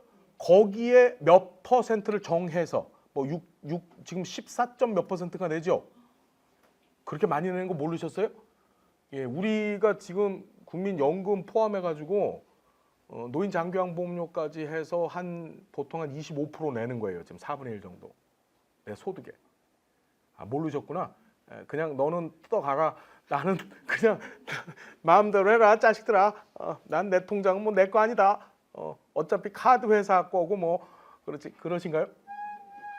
자, 여러분 잘 보시면 보수월액 보험료라는 건 사장님이 준 월급의 몇 퍼센트를 걷어가는 거예요. 이건 누가 낼까요? 그렇죠. 이건 절반씩 내는 거야. 절반씩. 1대1로. 사장님하고 근로자가 절반씩 내. 그런데 자, 회사 다니는 직장 가입자를 할지라도 사장님한테 받는 월급 말고 부수적으로 버는 돈이 있겠죠. 여러분들도 있잖아. 그걸 소득월액 보험료라 그래요. 무슨 말인지 알겠습니까? 근로자를 할지라도 월급 말고 부수적으로 버는 게 있잖아. 뭐 임대 사업을 하는 경우도 있고, 그죠? 그걸 뭐라고? 소득월액 보험료라 그래. 이 소득월액 보험료 누가 낼까? 그렇죠. 이건 본인이 100% 내는 거예요. 이거 사장이 왜 내줘? 자, 시험에 어떻게 나냐면 건강보험의 직장 가입자의 보험료는 사용자와 근로자가 절반씩 부담한다. 맞아요, 틀려요? 틀렸지. 뭐가 있으니까? 소득, 월액, 보험료가 있으니까. 이해됐죠? 이해됐죠? 자, 정리되셨어요? 재작년 문제예요. 재작년 정책론 문제예요. 됐나요? 자, 그 다음에 건강보험 가입하면 급여를 바꿨죠? 뭐 받으시는 게 뭐가 있으세요?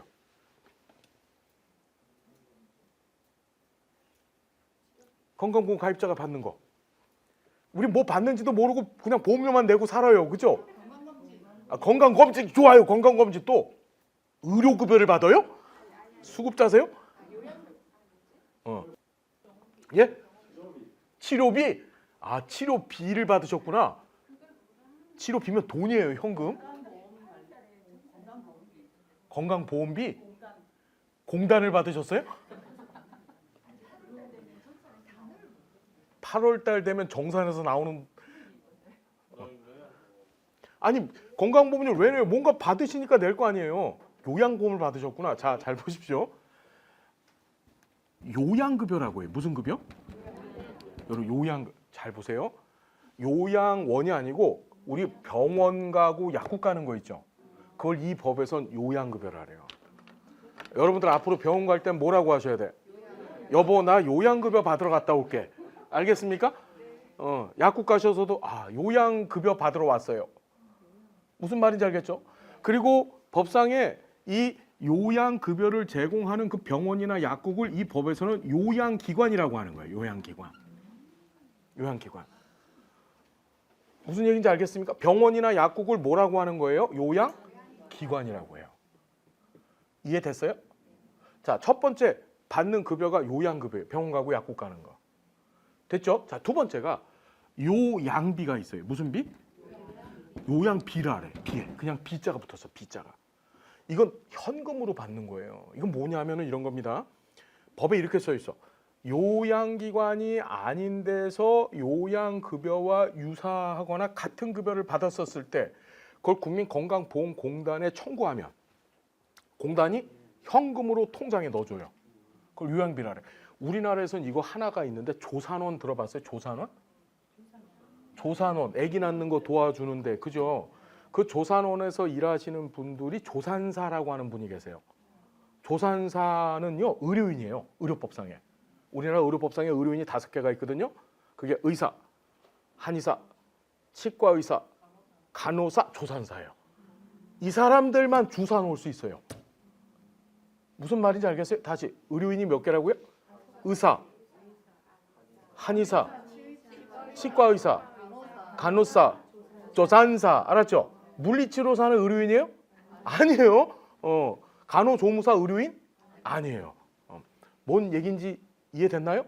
그래서 그 간호사인 분이 조산사 면허를 따요.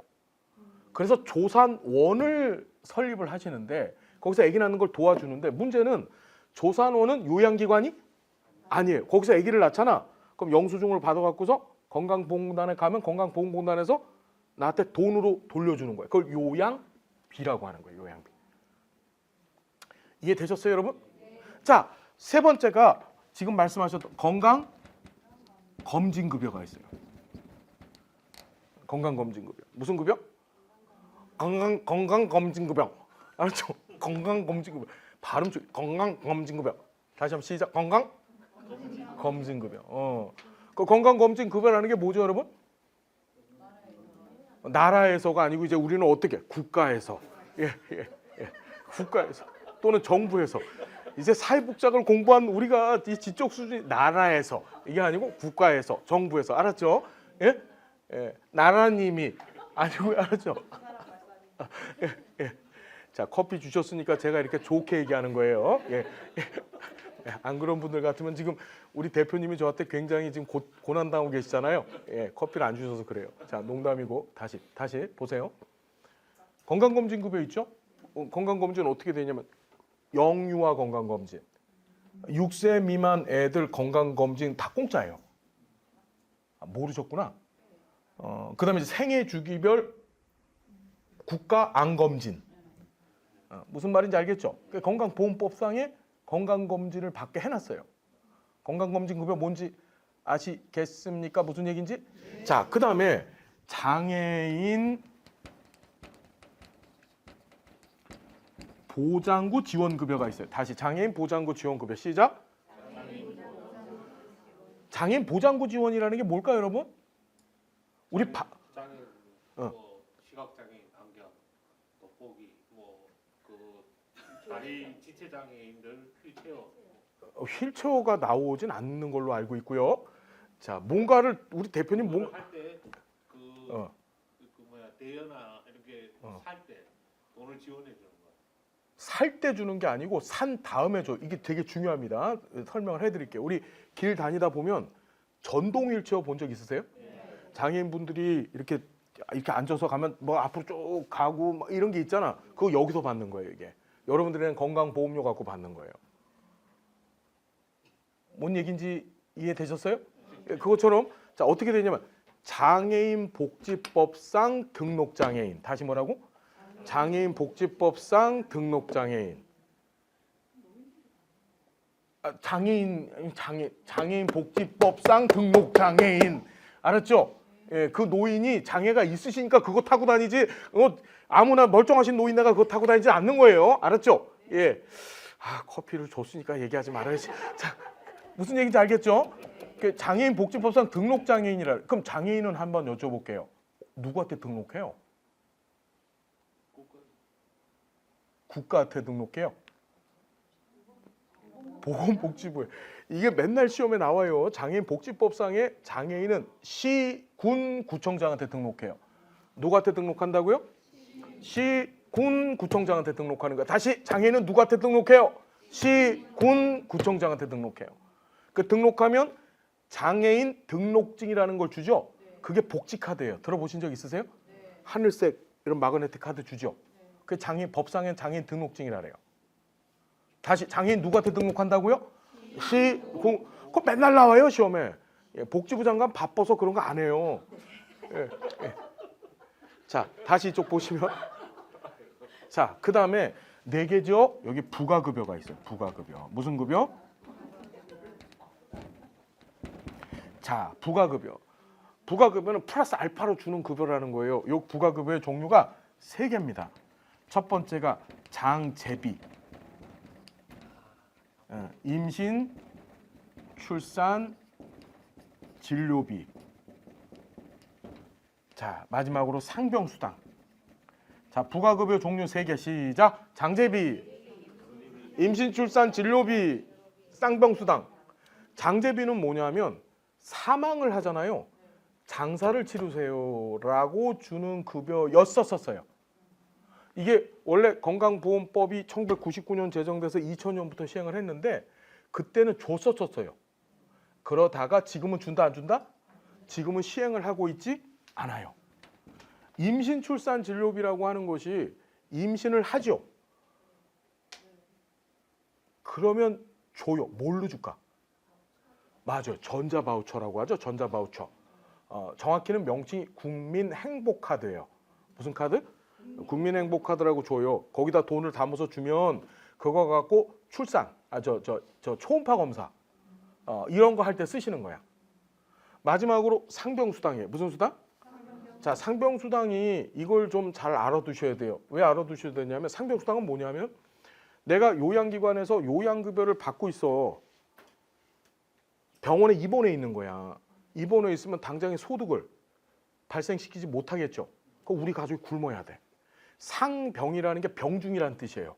그때 야, 너 입원해 있는 동안에 너 먹고 살 수 있게 현금을 줄게.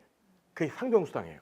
근데 상병수당이 2025년도 전면 시행을 목표로 문재인 정부 때 추진을 했어요. 근데 윤석열 정부 때 27년도서부터 다시 살펴보자. 현재 시행 중, 안 시행 중?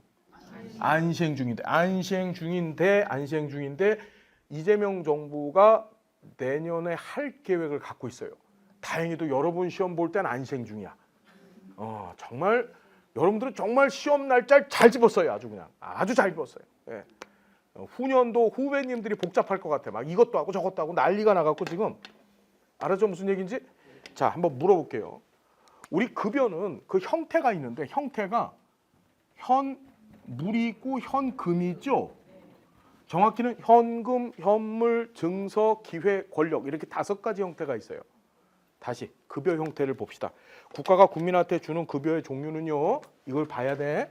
현금, 현물, 현금, 증서, 기회, 권력. 자, 급여 종류 5개. 시작. 현물, 현금, 증서, 기회, 권력. 현물이 뭐예요? 상품권? 물품. 자, 우리 헷갈리면 안 돼. 현물은 물건, 이 재화를 물건이라네요. 손으로 만져지는 거. 그런데 무형의 서비스 있죠. 서비스도 현물로 분류하는 거예요. 예를 들어 병원을 갔는데 의사 선생님 문진하잖아요. 어떻게 왔어? 요양급여 안에 문진도 들어있어요. 약사님이 약을 주시면서 그러니까 그걸 복약지도라고 하거든요. 복약지도 해줘요. 이거 저 밥 먹고 나서 30분 뒤에 꼭 먹으세요. 이러고서 그 복약지도 그게 270원짜리예요. 예, 무슨 말인지 알겠죠? 예, 그 한마디가 270원이라고. 예, 무슨 얘기인지 알겠죠? 예, 그거 무용이죠. 형태가 없어. 근데 그것도 뭘로 봐? 현물로 보는 거야. 현금은 그렇죠. 돈 주는 거죠, 여러분. 예, 증서 이건 나중에 하되. 자, 여기 국민연금에 노령연금, 장애연금, 유족연금, 반환일시금은 전부 뭘로 줄 거예요? 금자 붙어 있는 것들은 현금 형태야. 그런데 요양급여는 뭘까요? 현물. 얘는 요양비는 얘는 그렇지, 현물이지. 건강검진하세요 이러고 돈 안 주죠. 얘는 장애인 보장구 지원은요. 현금일까 현물일까? 이거 구분해야 돼. 자, 중요해. 현금과 현물을 판단하는 기준은 최종적으로 이 국민이 어떤 형태의 급여를 국가로부터 받느냐. 장애인 보장구는 어떻게 하냐면 내가 전동휠체어 사잖아요. 그 복지용구 판매하는 회사가 있어요. 길 가다 보면 거기서 사는 거야. 살 때는 내 돈을 다 주고 사요. 그 다음에 나중에 청구를 하면 돈이 내 통장 안에 들어오는 거야. 최종적으로 내가 받는 형태가 뭐예요? 현금이죠. 그게 현금이에요. 현금이에요. 현금. 이게 시험에 많이 나왔어. 아주 많이. 아주 많이. 자, 부가급여 중에 장제비는 현금이었었는데 시행 안 하고 있고, 얘는 임신, 출산, 진료비는 바우처. 아니, 바우처라니까요. 바우처. 상병수당은 뭘로 줄까요? 현금으로 주겠죠. 자, 구분되세요, 여러분? 예, 자, 됐죠? 자, 그 다음에 건강보험과 항상 엮어서 기억해야 될 게 노인 장기요양보험. 노인 장기요양보험법 몇 년도 제정됐다고요? 2007년도 제정됐다 그랬죠. 노인 장기요양보험. 자, 장기요양보험은 누가 가입해요? 맞아요. 건강보험의 지역가입자나 직장가입자는 저절로 무슨 가입자가 돼? 노인장기요양보험 가입자 되는 거예요. 우리 공무원 대표님 계시잖아요. 이 대표님이 우리가 내는 보험료 중에서 우리는 고용보험, 산재보험, 그다음에 그 국민연금 내잖아요. 이분은 다른 건 다 안 내는데 우리랑 똑같이 내는 게 있어요. 그게 바로 뭐지? 건강보험하고 노인장기요양보험료는 내시는 거예요. 공무원이나 사립학교 교직원도. 왜요, 선생님? 대표님 왜? 예, 압니다. 예, 예. 다시 노인장기요양보험 가입자는 건강보험 가입자는 저절로 뭐가 된다고요? 노인 장기요양보험 가입자가 되는 거예요. 이해됐나요? 자, 요거 지워도 되죠? 그럼 노인 장기요양보험의 급여는 뭐가 있죠? 요거 지워요? 노인 장기요양보험 급여. 예, 맞아요. 장기요양 급여가 뭐가 있냐고요. 그래서 예? 무슨 예? 다시 얘기 시작. 뭔 급여? 내가 급여 또 네가 급여, 모두 급여. 제가 급여, 네가 급여, 모두 급여. 시설 관리 급여? 네? 여기 지금 장기요양 사업 하시는 분 안 계세요? 이렇게 물으면 또 손 끝까지 안 들죠. 예. 자, 장기요양 보험 가입자가 장기요양 보험의 급여가 뭐가 있느냐? 정리 잘합시다. 지금 말씀 잘하셔서 재가급여. 재가 밥급여예요. 밥급여. 재가급여. 여러분 재가가 뭔 뜻이에요? 그 있을 때 집가자예요. 누가 집에 있는 거야? 그렇죠. 서비스 제공자가 집에 있으면 그게 실업자예요. 그렇죠? 예. 그러니까 노인이 집에 있는 거예요. 노인이 집에 있고 서비스 제공자가 찾아가는 거죠. 재가급여가 있고 그다음에 두 번째가 시설급여가 있어요. 세 번째가 특별 현금급여. 다시 장교양보험 급여 종류 3개, 크게 3개. 재가급여, 재가급여, 시설급여, 특별연금급여. 한 번만 더. 재가급여, 시설급여, 특별연금급여. 자, 이때 이 재가급여나 시설급여는 현물급여인데 이거 제공하는 기관을 뭐라고 하죠? 우리가 앞에서 건강보험에 요양급여 제공하는 기관을 뭐라 그랬었어요? 얘는 장기요양기관이라 그래요.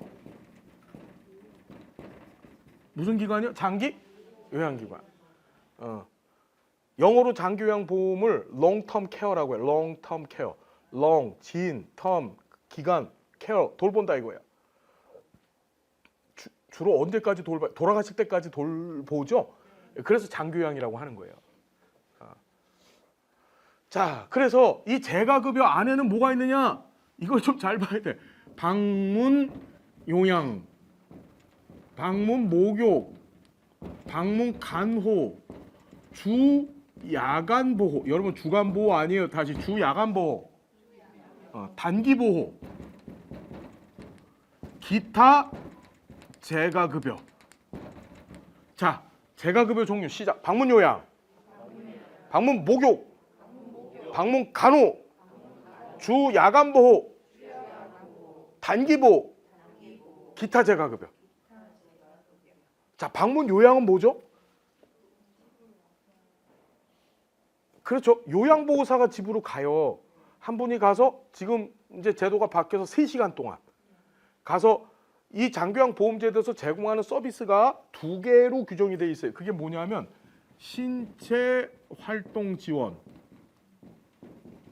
가사 활동 지원. 다시 신체 활동 지원, 가사 활동 지원. 신체 활동 지원이 뭐죠, 여러분?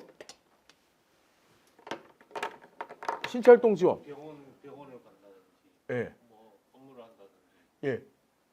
업무를 해요? 그 이제 병원이나 이런 예. 가기 힘들 때 모시고 간다든지, 그렇죠. 가사 활동 지원은요?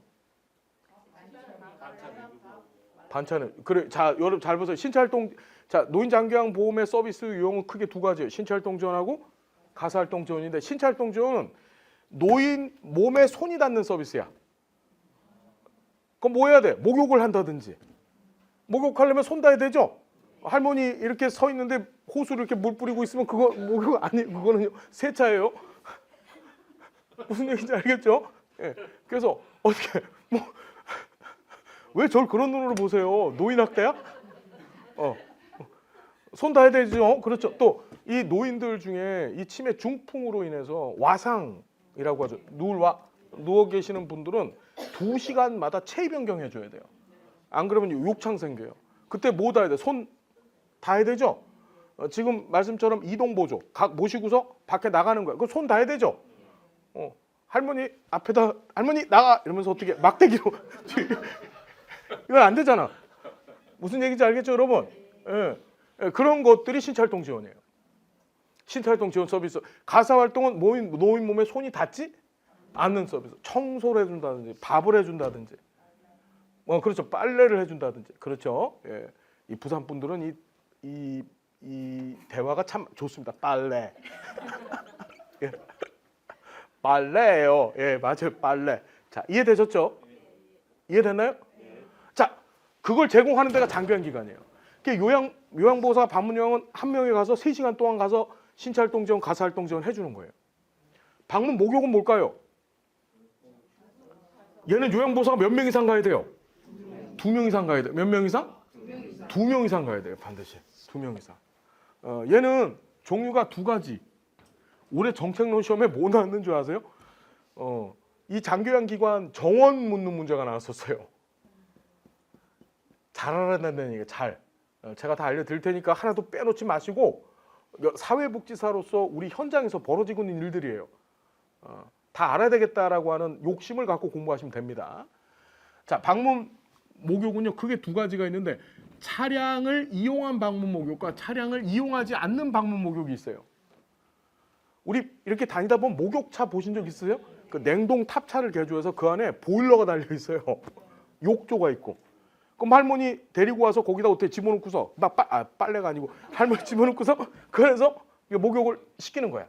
그걸 차량을 이용한 방문 목욕이라 그래요. 차량을 이용하지 않는 방문 목욕은 요양보서 몇 명? 2명 이상이 가서 1시간 동안 그 집에 욕조에다 집어넣고 목욕을 시켜야 돼요. 이해되셨어요? 자, 그 다음에 방문 간호가 있어요. 이거는 의사의 처방 지서를 갖고 간호사가 집에 가서 뭐 하죠? 제일 많이 하는 게 욕창 드레싱. 썩은 살 이런 거 드러내고 소독해주거나 아니면 정맥 주사 놔주고 이런 것들을 하는 걸 방문 간호라고 하고 주야간보호는 많이 보셨죠, 여러분? 주야간보호가 뭐이죠, 여러분? 그렇지, 노치원. 맞아요. 설명 잘하셨어요. 아침에 차가 와요. 그래서 납치를 해가요. 그래서 그걸 송영이라고 하죠. 송영을 해서 납치를 해가서 거기서 먹여주고 뭐 프로그램도 하고 그 다음에 다시 어떻게? 그 납치가 끝나면 다시 돌려놔요. 그렇죠. 나 도저히 이 할머니랑 못 있겠어. 이러고서 어떻게? 다시 돌려놓는 거야. 자, 단기 보호는 뭡니까? 24시간 이상. 단기 보호라는 말이 이게 중요한데 이 단기 보호는 예를 들어 우리 가족이 해외 여행을 가려고 해요. 그런데 우리 집에 할머니가 중증 치매예요.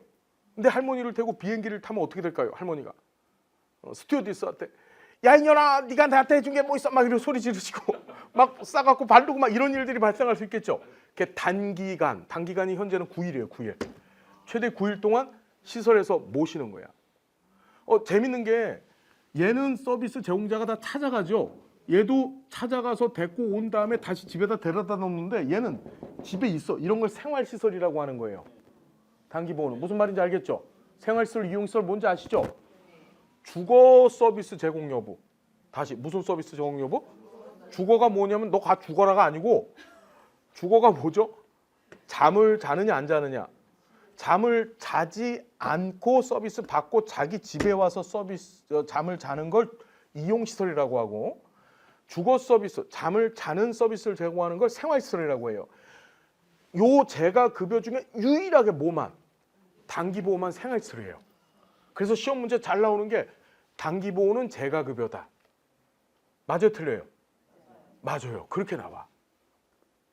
이해됐나요? 무슨 얘기인지? 나머지는 다 이용시설이에요. 이거 제공하는 데가.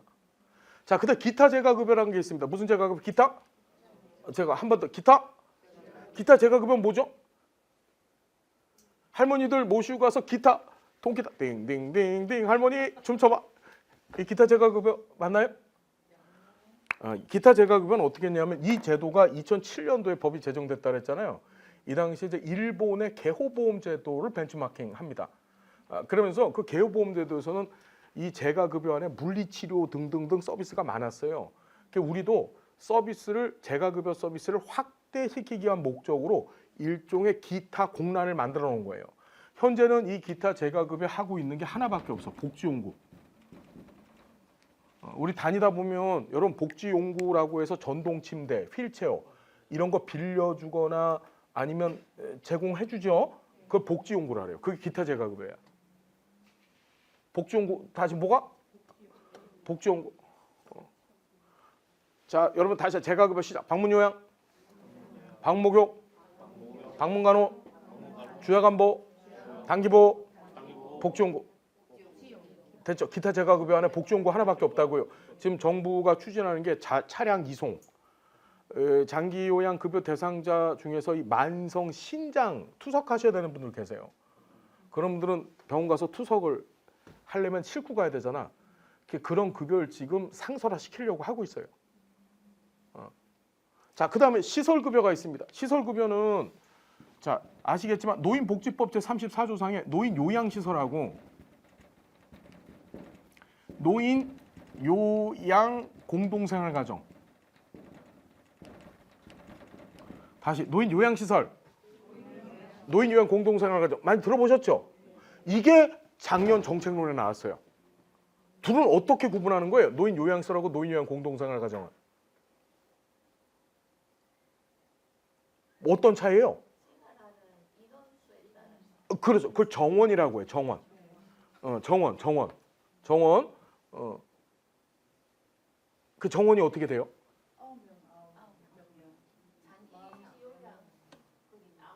어디가? 그러니까 여기 장기 요양 그거 나오면 이게 뭔 소리야? 여기 장기 요양이 어디 있어? 예. 노인 요양 시설에는 9명 미만의 어르신들이 모여서 같이 자, 이게 시험에 나왔다고 정책론에 뭐가 나왔냐면 노인 요양 공동생활 가정의 정원은 최소가 5 있어야 돼요. 몇 명? 5 이상 최대 9명까지. 이해됐나요? 최소 몇 명? 5명. 최대 몇 명? 9명. 이게 왜 중요하냐면 가정 형태, 이걸 그룹홈이라고 보통 얘기하죠. 이 그룹 형태를 떼려면 가족 형태를 떼도 가족은 모여서 살아야 되잖아요. 그죠? 알겠나요? 자, 그리고 9명을 넘어가게 돼. 그러니까 9.1명, 9.2명. 9.1명이면 어떻게 돼? 할머니 9명 플러스 목만 갖다 놓으면 되나? 어떻게? 예? 왔다가 갔다가 아니고 너무 대표님 상상력이 너무 크세요. 10명서부터 몇 명서부터? 10명서부터는 뭐라고 하는 거예요? 노인 요양시설이라고 하는 거예요. 정원에 따른 구분이라는 게 정책론에 나왔어요. 알았죠? 그래서 노인 요양 공동생활 같은 가정 같은 경우에는 정원 1인당 연 면적이 20.5제곱미터. 20.5제곱미터 이상의 연면적을 가져야 되고 노인 요양시설 같은 경우에는 23.6제곱미터의 연면적 규정을 가져야 돼요. 뭐 그런 건 시험에 나오진 않겠지만 얘가 더 넓어요. 자, 그 정도 보시고 자, 특별 현금급여가 있습니다. 특별 현금급여 자, 그래서 노인 요양시설이나 노인 요양 공동생활 가정이 시, 군, 구청장한테 지정을 받으면 뭘 받으면? 뭘로? 장기요양 기관으로 지정을 받게 되면 제공하는 서비스를 시설급여라고 하는 거예요. 누구한테 지정받아요? 시군구청장한테. 알았죠? 됐죠? 다시 이쪽 특별현금급여. 얘는 돈으로 주는 거예요. 돈으로. 자, 특별현금급여 종류 3가지인데 첫 번째가 가족요양비, 특례요양비, 요양병원 간병비. 다시 시작. 가족요양비, 특례요양비, 요양병원 간병비. 자, 얘는 전부 현금으로 주는 거예요. 가족요양비는 뭘까요?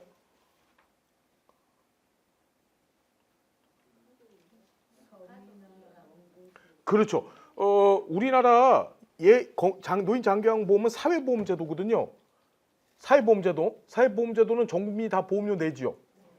그런데 얘는 특이한 게 뭐냐면 서비스를 장기요양기관이라는 데서밖에 못 받는 거예요. 근데 저 섬 또는 저 오지 있잖아요. 산골짜기 이런 데는 장기요양기관이 없는 데가 있어요. 그걸 복지부 장관이 고시해요. 고시. 보건복지부 장관이 여긴 장기요양기관이 현저히 부족한 지역이다. 이렇게 고시를 합니다. 그 고시된 지역에서는 장기요양 요양 등급을 받잖아요. 등급을 받고 나서 가족이 대신 모시는 거야. 그럼 매달 현찰을 15만 원씩 줘요. 무슨 말인지 알겠죠? 그걸 가족요양비라고 해요. 가족요양비를 주는 경우가 3가지인데 그렇게 장기요양기관이 현저히 부족한 지역, 복지부 장관이 고시한 지역에 계신 분들이나 아니면 천재지변으로 인해서 방문 요양에 상당한 급여를 받지 못했었을 경우에 그걸 돈으로 돌려줘요. 어떤 일이 있었냐면 우리나라 코로나 사태가 터졌었죠. 그때 요양보호사들이 이 전염병 감염을 막기 위해서 집에 오질 못하게 했어요. 그럼 대신 집에서 부모를 내가 모셨어야 되는 거야. 그때 돈으로 줬어요. 3번째는 성격 등의 이유로 인해서 집단 생활을 할 수 없는 노인들이 있어요. 치매 중증인데 막 난폭한 할머니들 주야간보 같은 데 가면 막 끄집고 싸우고 요양보호사가 방문 요양하기 위해서 가면 막 욕하고 이런 할머니들 있죠. 그런 할머니들한테 가족 요양비를 주는 거예요. 가족이 돌보라고. 자, 가족 요양비 세 가지 경우에 준다. 세 가지 경우 보시고, 자, 특례 요양비는 장기 요양기관이 아닌 데서 장기 요양 서비스를 받은 거야, 급여를. 그때 돈으로 돌려주는 거예요. 우리 앞에서 배우셨던 건강보험의 요양비 있잖아요. 그거랑 똑같은데 현재 얘는 시행 중, 안 시행 중? 안 시행 중. 요양병원 간병비는 여러분, 요양병원은 의료기관이에요, 의료법상에.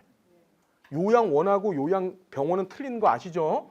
근데 요양병원에서 제일 힘들어하는 게 뭘까요? 이 요양병원 이용하시는 분들이 간병인이에요, 간병인비. 무슨 말인지 알겠어요?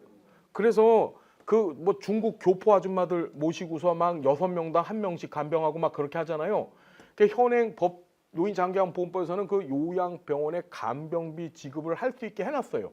근데 현재 시행 중, 안 시행 중? 요거 지금 이재명 정부에서 내년에 하겠다고 하고 있어요, 지금. 예, 한 4천억 정도 들어간대요, 1년에. 이 중에서 2개는 얘만 시행하고 있어요. 알았습니까? 자, 장기요양보험 이게 다예요. 예, 몇 개 안 된다, 그죠?